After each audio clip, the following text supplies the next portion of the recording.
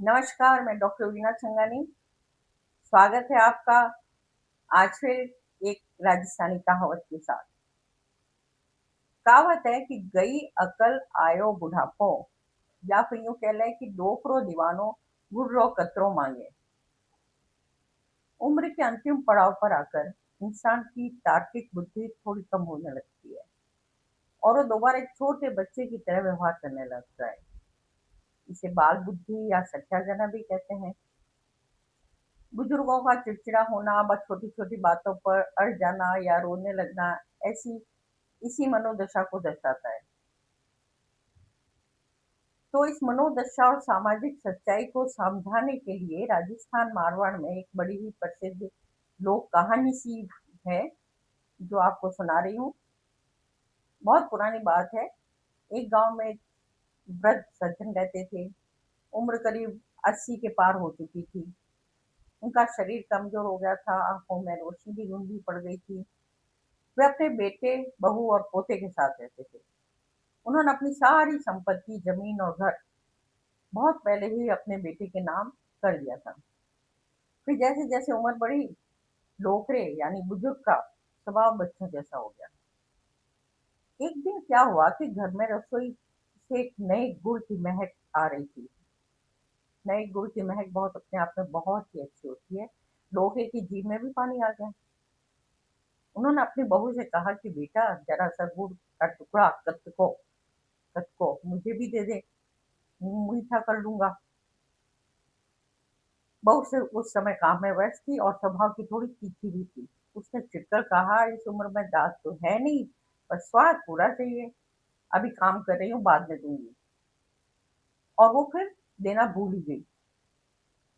अब डोके का मन तो बच्चे जैसा हो चुका था। वे बार-बार अपने खाट से उठते, बहू के पास जाते, गुड़ माँगते।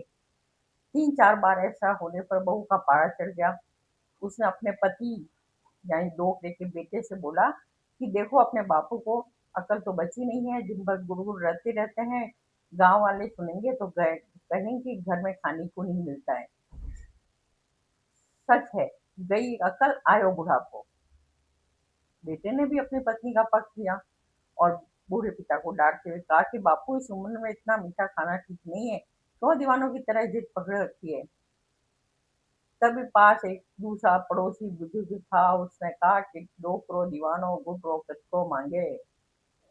बूढ़े पिता की आंखों में आंसू आ गए। वे चुपचाप अपनी खाट पर जाकर लेट गए और उस रात बिना कुछ खाए सो गए। उसी रात डोकरी का जो पोता था, छोटा पोता, वो अपनी माँ के पास आया, यानी डोकरी की बहू के पास आया। उसके हाथ में एक छोटा सा डिब्बा और एक पत्थर था।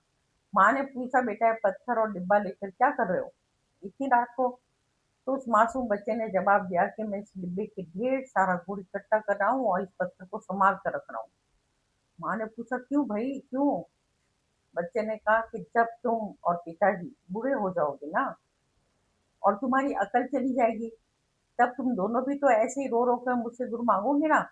तब मैं इस डिब्बे में से तुम्हें गुड़ दूंगा, और अगर तुम बार बार मांगोगे, मुझे तंग करोगे, तो मैं इस पत्थर से तुम्हें डरा दूंगा।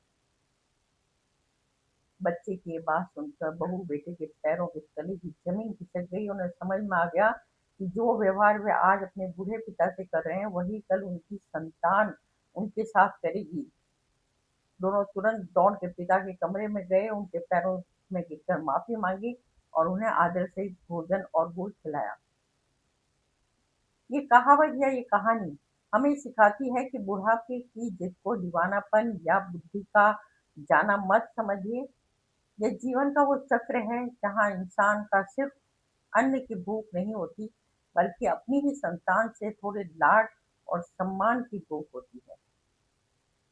तो ये कहावत, ये कहानी आपको कैसी लगी? आपका दिल जरूर कांपा होगा, कुछ सोचने को मजबूर हुआ होगा। आपने कहीं न कहीं ऐसे परिवार ज़रूर देखे होंगे अपने जीवन में। अगर अच्छी लगी तो कमेंट्स कीजिए, लाइक कीजिए, सब्सक्राइब करना ना भूल दीजिए। इसी तरह की बहुत सी कहावतें और कहानियाँ लेके मैं आपके साथ उपस्थित होती रहूँगी। सहयोग कीजिए। धन्यवाद।